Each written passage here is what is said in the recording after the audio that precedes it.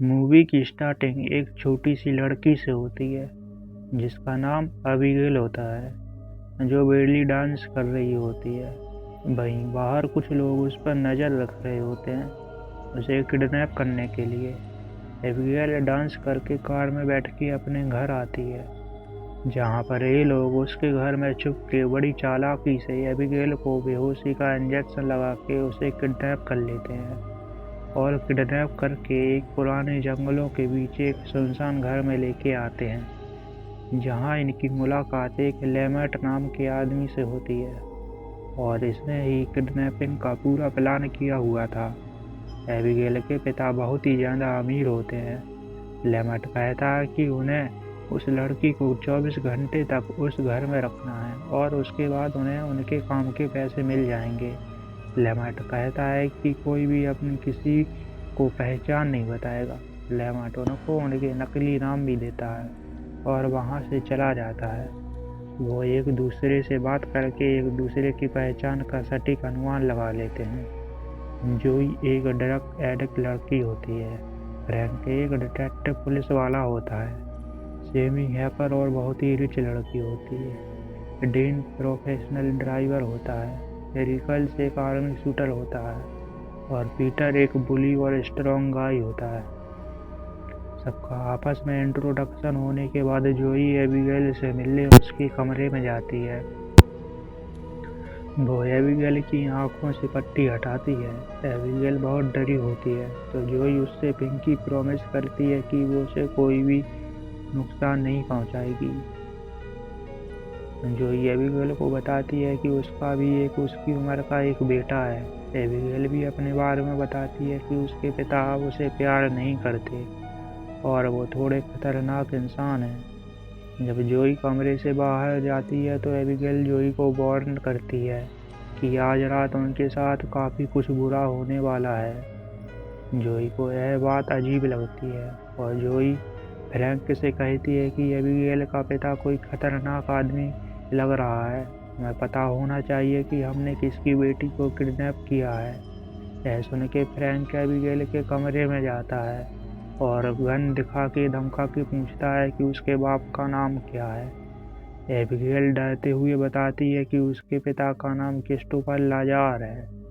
यह सुन के फ्रैंक के होश उड़ जाते हैं। फ्रैंक नीचे यह बात सबको बताता है। क्रिस्टोफर लाजार अपराध की दुनिया का बहुत ही बड़ा नाम होता है। लोग तो उसे अर्बन लेजेंड के जैसा मानते हैं। फ्रैंक बताता है कि एक बार पुलिस लाजार के लिए काम करने वाले 3 लोगों को अरेस्ट करके होटल के एक ऊंचे कमरे में कैद करके रखा था। कमरे के अंदर जाने का सिर्फ 2 ही रास्ता था, एक दरवाजे का जिस पे पुलिस तैनात थी और दूसरा खिड़की का जो कि 21वीं मंजिल पे था, यानी आना जाना तो टोटली बंद था। तब भी वो तीनों ऑफिसर्स बहुत ही वियर्ड तरीके से कट के मारे गए थे और ऐसा ब्रूटल किलर लाजार के आदमी वोल्टेज ही कर सकता है और वोल्टेज अब उनको भी मारने आ सकता है। ऐसा सुनकर सब डर जाते हैं। अगले सीन में डीन को बेसमेंट से कुछ आवाज़ें आती हैं और वो जैसे ही बेसमेंट में चेक करने जाता है तो अचानक उस पर कोई हमला कर देता है। सेमी को डीन की आवाज़ सुनाई देती है और जब सेमी डीन को चेक करने जाती है तो उसे डीन का कटा हुआ सिर मिलता है। सबको लगता है कि यहाँ वोल्टेज आ चुका है और सब यह वोल्टेज का ही काम है। रिकल सीधा कहता है कि अब मुझे पैसे वैसे नहीं चाहिए और मैं यहाँ से भाग रहा हूँ। वो पीटर के साथ घर का दरवाज़ा तोड़ने की कोशिश करता है, जिससे घर के चारों तरफ सिक्योरिटी वॉल भी टाइट हो जाती है। लोहे के जाले चारों तरफ बिछ जाते हैं और वो सब उस घर में फंस जाते हैं। जोई एबिगेल के कमरे में जाती है, जहाँ वो मर्डर वगैरह के बारे में पूछती है। एबिगेल बड़ी चतुराई से फ्रैंक का नाम बताती है और कहती है कि फ्रैंक की वोल्टेज है और वो मेरे पापा के लिए काम करता है। यह सुन के जोई रिकल्स को बताती है और सतर्क रहने को कहती है। तभी रिकल्स को भी कोई बहुत ही वियर्ड तरीके से मार देता है। जोई यह देख के फ्रैंक के ऊपर गन तान देती है फ्रैंक जोई से कहता है कि वो लड़की हमें बेवकूफ़ बना रही है। वो सभी एबिगेल के कमरे में जाते हैं और आपस में झगड़ते हैं। तभी एबिगेल चालाकी से हथकड़ी खोलती है और एक वैम्पायर में बदल जाती है और उन पर हमला कर देती है। ये लोग उसे मारने के लिए उस पर गोली चलाते हैं, पर एबिगेल पर गोलियों का कोई असर नहीं होता। वो सेकंडों में हील कर जाती है। यह सब देख के सारे लोग दरवाज़ा बंद करके वहाँ से नीचे आते हैं और सोचते हैं कि उस वैम्पायर को कैसे मारा जाए। ये सब अपने अपने आइडिया देते हैं कि वैम्पायर को लहसुन से जलन होती है, जीसस के स्टैचू से भी डर लगता है, वगैरह वगैरह। पर जोई कुछ भी नहीं करती। ये लोग अपने अपने तरीके लेकर एबिगेल से लड़ने जाते हैं। एबिगेल यहाँ डिंग के शरीर के साथ डांस कर रही होती है। ये लोग एबिगेल पर हमला बोल देते हैं, पर एबिगेल उल्टी इन्हीं सब पर भारी पड़ती है। वो फ्रैंक को लेग पर और पीटर को चेस्ट पर जख्मी कर देती है। सभी वहाँ से किसी तरह अपनी जान बचाते हैं और जोई के पास आते हैं। जोई को यहाँ एक आइडिया आता है। वो कहती है कि उन्हें बेहोशी वाला इंजेक्शन यूज करना होगा। इंजेक्शन उस पर पहले किडनैपिंग में भी काम किया था और फिर से तैयार होकर ये सारे एबिगेल से लड़ने जाते हैं। एबिगेल फिर से इन सब पर भारी पड़ती है। एक मोमेंट पर किसी तरह पीटर एबिगेल को पकड़ता है और जोई उस पर इंजेक्शन लगा देती है। इसकी हाथापाई में एबिगेल सैमी को हाथ पर काट लेती है। अब उन्हें डर था कि सैमी भी कहीं वैम्पायर ना बन जाए। नेक्स्ट सीन में एबिगेल को होश आता है। इन लोगों ने एबिगेल को एक एलिवेटर में बंद कर दिया था। ये लोग एबिगेल से बात करते हैं। यहाँ एबिगेल सबको अपना राज बताती है। वो कहती है कि उसे लेमेट द्वारा किडनैप करने का प्लान उसने ही बनाया था और वोल्टेज नाम का कोई आदमी है ही नहीं। ये वैम्पायर लोग सदियों से ऐसे ही जीते आ रहे हैं। वो इन 6 लोग को चुन चुन के यहाँ लाई क्योंकि ये 6 लोग उसके पापा के दुश्मन रह चुके हैं। वो बताती है कि सैमी ने एक बार हैक करके उसके पापा के पैसे चुराए थे। ऑफिसर फ्रैंक ने उसके लोगों को अरेस्ट किया था एक बार, और जोई ने ड्रग्स के नशे में एक बार उसके पिता के पार्टनर का गलत ऑपरेशन कर दिया था जिससे वो मर गया, वगैरह वगैरह। और अब वो अपने पिता के लिए बदला ले रही है।